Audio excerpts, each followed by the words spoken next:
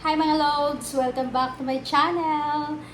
This is Pinay in the Bronx. Okay Lods, ang video po natin for today is my mother is in New York. So, nagpunta po siya ng Little Manila.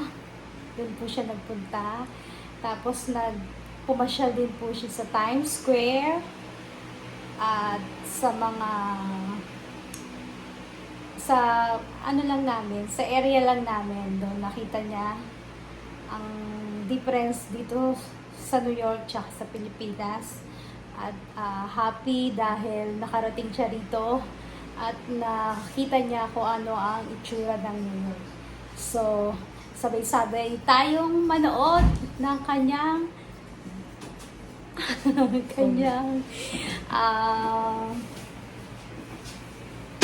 yun na yun. Let's go watch!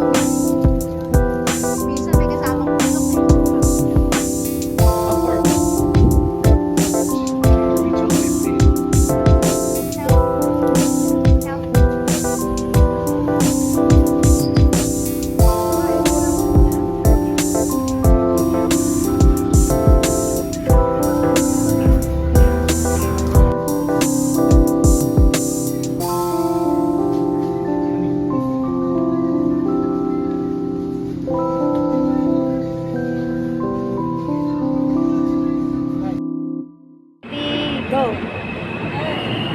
Chris, dito ko. Subway. Papunta kami Little Manila.